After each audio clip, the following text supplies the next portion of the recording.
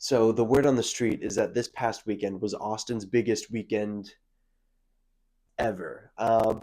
Austin was home to the biggest football game of the season, both NFL and college. It was the Texas Longhorns versus the Georgia Bulldogs. And there was also the F1 event race thing. I don't know much about F1, but I know that it's a huge global event, and a bunch of people come from all around the world to watch these guys race cars, really, really expensive cars. But the highlight of the weekend was bestowed upon us in the third quarter of the Texas Longhorns football game. And yes, I was there. I was in the eye of the hurricane. I was in the student section. It was hot. It was chaotic. It was loud. It was violent a little bit. Things were thrown. Things were lost.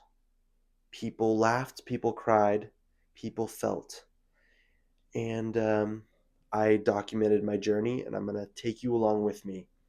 So, without further ado, let us begin. It was a hot day, and we had gotten to the stadium 2 hours early because that's how the student section works. And yeah, so we just had to kind of sit there and wait and just kind of chat. But we were with a community, we were together. And take a look. That's it. What do you think the score is going to be for this game? I think it's going to be 28-25. You don't think it's going to be Texas by a billion trillion? Oh, wait. I'm sorry. Texas by a billion, jillion, million. Billion. We got to think of some like clever Georgia Bulldogs like roasts. What's up, dog? Our score. Oh! This is what happens when we have to wait 2 hours. We're here 2 hours early. We're just by like 25 I like Devo like roaring or something.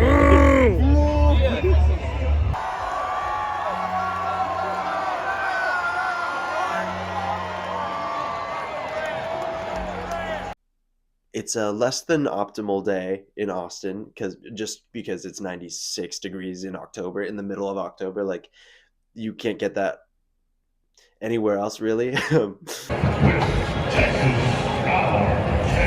We got there 2 hours early, and we got a decent spot in the student section, and we just had to wait until kickoff. And so we could slowly see more and more fans trickling in from all of the different areas of the stadium.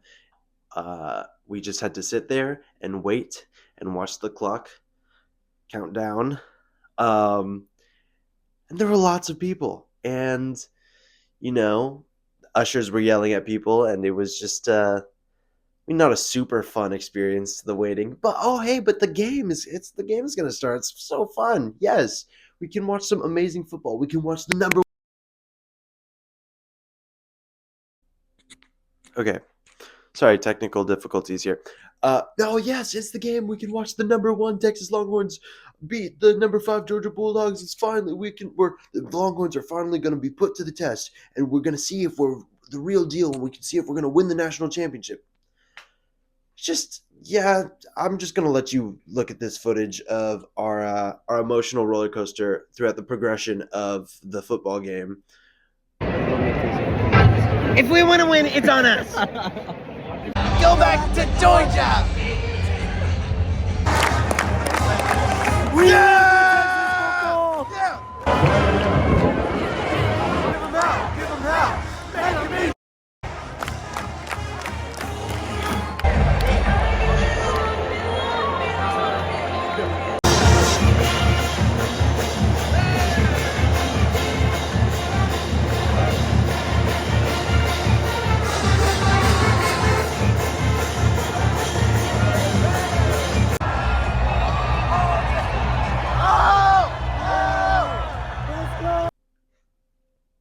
Spoiler alert,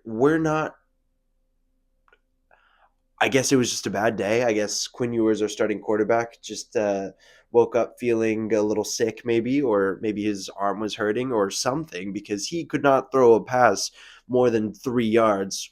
Sometimes it would be good, but at halftime we were down 15-0. Nothing, not even a spot of hope for us winning this game. And um, it was just a tough showing through and through. But the real kicker, no pun intended, the real kicker was in the third quarter. The highlight of this game was bestowed upon us after uh, the Georgia quarterback threw the ball to the Texas defense, and it was an interception. Oh my God! Finally, a shred of hope. Wait, maybe we can turn this thing around. And he takes it. He runs towards the end zone. Oh my God! Yeah, he gets tackled. Whatever. We still have the ball. We're on offense. We can make a touchdown. The ref throws a flag. Pass interference or something. It doesn't count. It was clearly not pass interference. Anyone can tell you that was the worst, most heinous call college football has ever seen. But the Texas fans start throwing water bottles onto the field because it's such an outrageous call. Oh,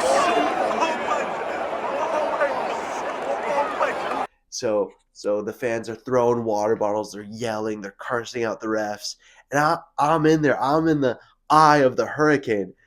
Those bottles. Nah, that ref bet his house on Georgia, bro. And it's violent, and everyone's mad, everyone's emotional. Bullshit.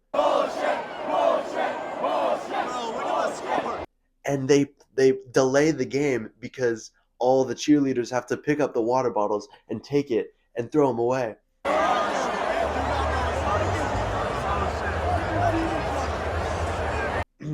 And the coach has to come and say, no, don't throw water bottles. Stop. Oh, we're gonna get fined, hella. Yeah. Chat, I just got hit in the face with a water bottle. Oh my God. Like, genuinely. Chat, we're gonna sue. Like, they're not even gonna challenge it. How are they not gonna challenge it? How? I don't understand.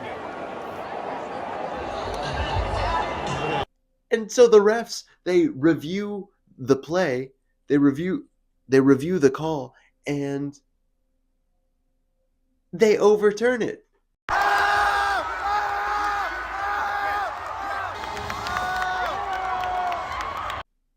I mean, they overturn it because the fans threw water bottles and weren't happy with the call. That's never been done. That's never happened.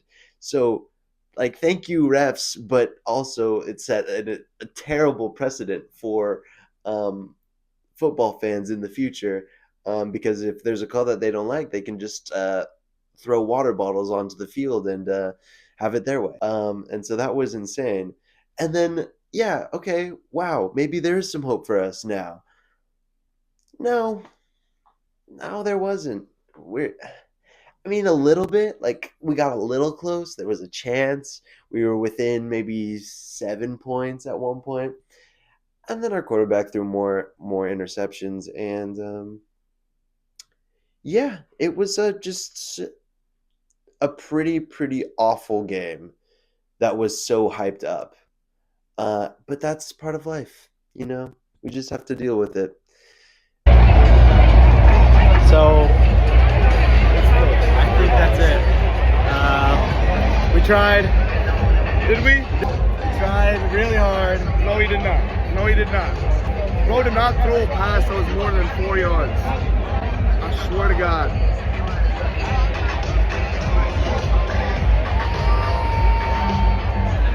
I think us as football fans in Texas, we treat sports with we entrust sports with our emotions a little too much. We trust these 20-year-old college kids that know how to play football with our feelings and our emotional well-being.